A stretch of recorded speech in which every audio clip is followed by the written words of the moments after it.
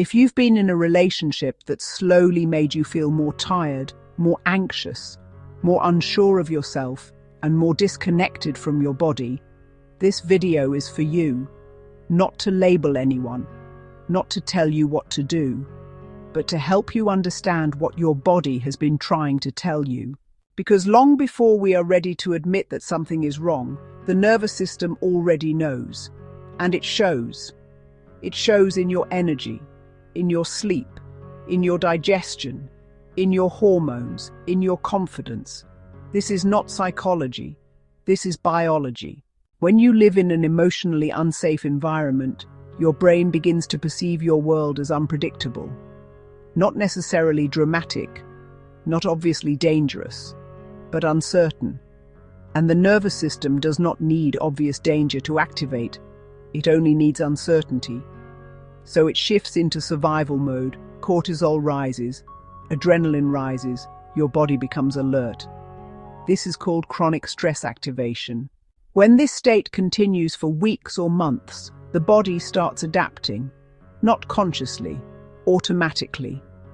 You may notice that you feel tired even when you rest. You feel anxious even when nothing is wrong. You feel less connected to yourself, less confident, less expressive. You might start questioning yourself more. You hesitate before speaking. You soften your opinions. You apologize more than you used to. Not because you became weaker, but because your nervous system learned that being visible was not safe. This shrinking does not happen overnight. It happens gradually. A comment that makes you doubt yourself. A reaction that makes you hesitate next time.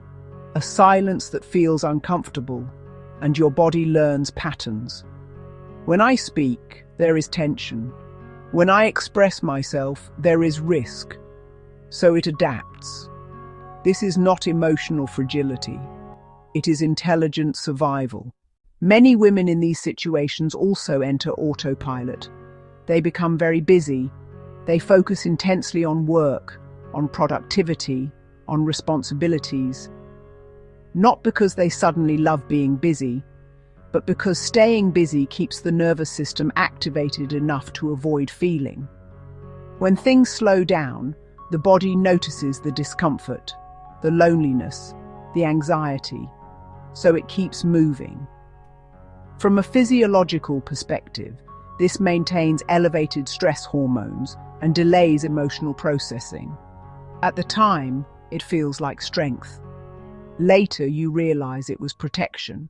Over time, this stress state affects the body. Cortisol influences how fat is stored, particularly around the abdomen and back. It interferes with sleep quality, digestion, blood sugar regulation, hormonal balance. This is why many women say, "I don't recognize my body anymore." And this is important to understand. Leaving the relationship does not instantly reset the nervous system. The external threat may be gone, but internally, the body is still braced. This is why going back to the gym can feel overwhelming. Why training the way you used to doesn't work anymore. Why pushing harder often makes things worse. The system is still protecting. So when you diet harder, or train more intensely too soon, your body can interpret that as additional stress. And instead of letting go of weight, energy, or tension, it holds on tighter, not to sabotage you, but because it still believes it needs to keep you safe. This is also why many women blame themselves. They think, "I became smaller. I lost my confidence. I changed." But the truth is, you didn't lose yourself. You stored yourself. You put parts of you away because the environment was not safe for them. Your humor, your intelligence, your warmth, your opinions, your strength. They didn't disappear. They went underground, waiting. Healing does not start with forcing yourself back to who you were. It starts with regulation, lowering total stress load, rebuilding safety, choosing habits and environments that signal calm instead of threat. This is why gentle, intelligent strength training works better than punishment. Why walking can be more powerful than running. Why rest matters. Why consistency matters more than intensity. Because when the nervous system feels safe again, the body begins to respond.